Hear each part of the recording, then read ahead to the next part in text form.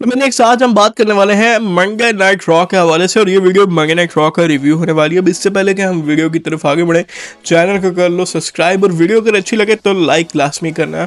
अब वापस आते हैं वीडियो की तरफ। आज का रॉ जो था वो एक डिसेंट रॉ का एपिसोड था।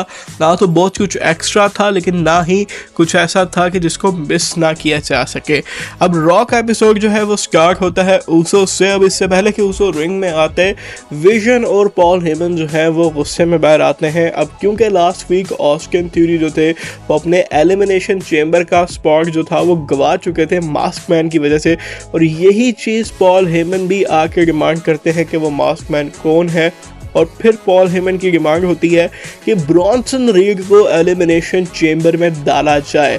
अब जो एडम पेरेस हैं वो ये कंफर्म कर देते हैं कि ब्रॉन्सन रीड जो हैं वो क्वालिफायर मैच रेसल करेंगे, और फिर जो है उनको एलिमिनेशन चेंबर में स्पॉट मिल जाएगा अगर वो ये मैच जो क्वालिफायर मैच होगा वो जीतते हैं। अब तभी के विजन वहाँ से जाती तो एले नाइट आ जाते हैं। एले नाइट और विजन के दरमियान वही जो रोला चल रहा है इन दोनों का वही चलता है, और फिर 6 मैन टैग मैच कंफर्म हो जाता है।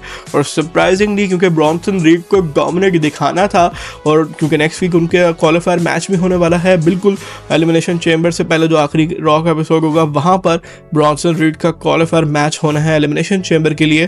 तो इस वजह से आज 6 मैन टैग मैच में ब्रॉन्सन रीड ने सुनामी लगा के जिमी ऊसो को पिन कर लिया। अब लोगन पॉल की एक्साइटमेंट जो थी वो एक अलग ही लेवल पर थी, और इसी दौरान मास्क मैन दोबारा रिटर्न करता है और लोगन पॉल को करंट स्टॉप पड़ जाता है।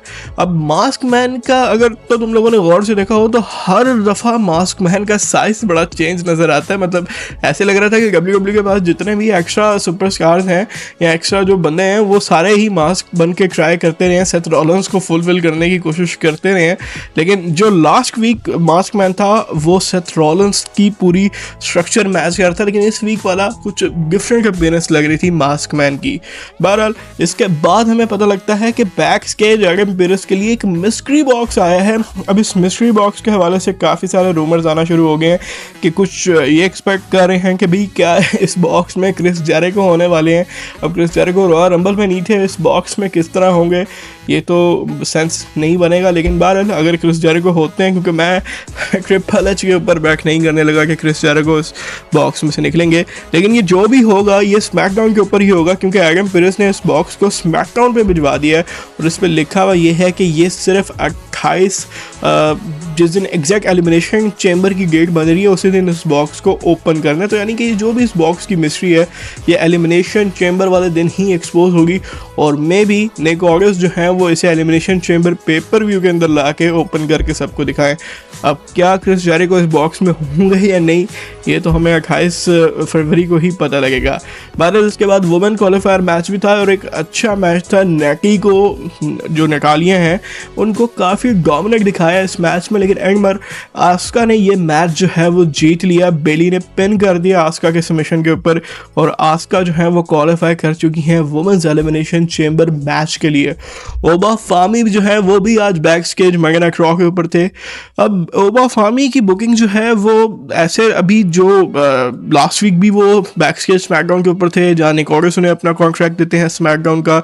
आज एडम पेरेस ने उनको मंडे नाइट रॉ का कॉन्ट्रैक्ट दिया। तो मैं ये समझता हूँ कि अगर WWE को ओबा फामी के साथ कुछ बड़ा करना है तो उनका कॉन्ट्रैक्ट साइनिंग WWE कुछ इस तरह की करे जिस तरह की एक टाइम पर बेटिस्का की हुई थी रॉयल रंबल मैच जीतने के बाद, जहाँ डिसाइड करना था कि क्या बेटिस्का रॉ पर रहते हैं या स्मैकडाउन पर जाते हैं। तो अगर WWE वाकई में ओबा फामी को इतना डोमिनेट दिखाना चाहती है तो मेरे ख्याल से इस तरह की कॉन्ट्रैक्ट साइनिंग, वो भी खास तौर पर एलिमिनेशन चेंबर पेपर व्यू के ऊपर अगर देखने को मिल जाए तो मुझे लगता है ओबा फामी की प्रेजेंस और उनकी डोमिनेंस एक अलग लेवल पे जा सकती है और बड़ा डोमिनेंट उनको दिखाया जा सकता है, क्योंकि ओबा फामी ही वो सुपरस्टार नजर आ रहे हैं जो WWE को फ्यूचर में कैरी करेंगे। इसके अलावा आज हमें बैक स्टेज इंटरव्यू देखने को मिलता है लिव मॉर्गन और माइकल कोल का, और वहां पर स्टेफनी विकर भी आ जाती हैं।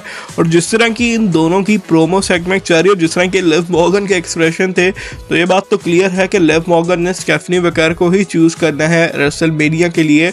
और ऑन कार्ड इनका मैच ऑफिशियली लॉक हुआ हुआ है रेसलमेनिया में स्टेफनी मैकर और लिव मॉर्गन का ही मैच हमें देखने को मिलेगा। ये सिर्फ स्टोरी को थोड़ा लंबा करने के लिए WWE इस तरह के प्रोमो सेगमेंट्स करवा रही है। CM पंक भी आज रॉ के एपिसोड पे था और एक तरह का प्रोमो सेगमेंट देखने को मिलता है। JD मैकडोना ने भी अपना रिटर्न किया है। आज फिन बैलर जो है वो जजमेंट डे के साथ आते हैं। डोमिनिक मिस्टेरियो और JD मैकडोना दोनों ही उनके साथ होते हैं और CM पंक का प्रोमो इंटरप्ट करते हैं। वहाँ पे हमें देखने को मिलता है फिन बैलर एक तरह से कहते हैं कि बेस्ट इन द वर्ल्ड वो है क्योंकि उन्होंने हर वो चीज़ की भी है जो CM पंक नहीं कर पाए। और CM पंक जो हैं वो भी आगे से प्रोमोट करते हैं और अपनी बैक कैन कर लेते हैं एक तरह से फिन बैलर के सामने और कहते हैं कि अगर तुमने अपना पॉइंट प्रूव करना है तो मुझ पर अटैक करो। JD मैकडोना जो है वो कोशिश करते हैं लेकिन फिन बैलर उनको रोक लेते हैं।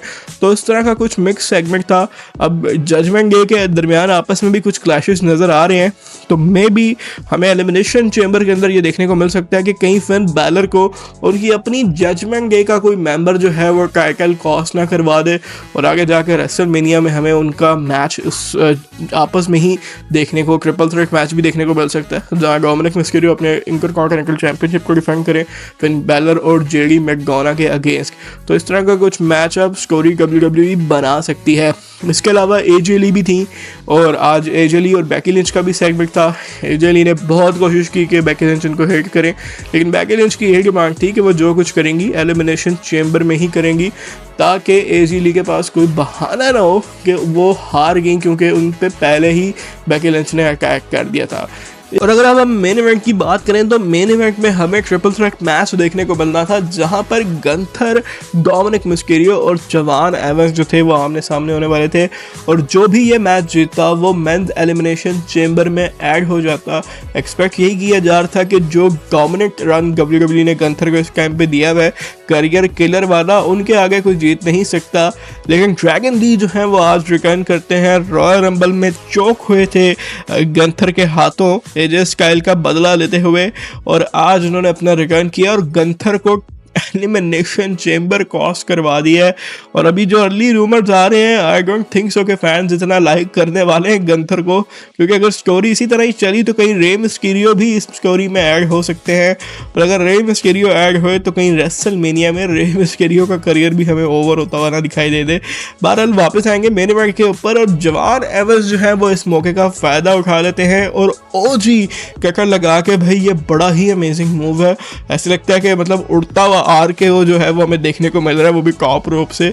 अब जवान एवंस अपना OG फिनिशर लगा के मैच में पिन कर लेते हैं डोमिनिक मिस्टेरियो को और क्वालिफाई कर चुके हैं एलिमिनेशन चेंबर मैच के लिए।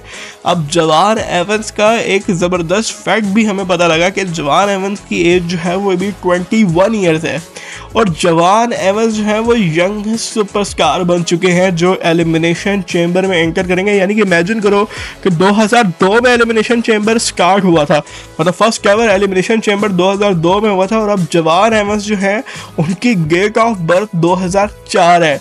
यानी कि जवान एवंस एलिमिनेशन चेंबर से भी 2 साल छोटे हैं तो यंगेस्ट सुपरस्टार होने वाले हैं जो कि एलिमिनेशन चेंबर में एंटर करेंगे और जवान एवंस का काफ़ी स्पेशल रोल होने वाला है एलिमिनेशन चेंबर के अंदर।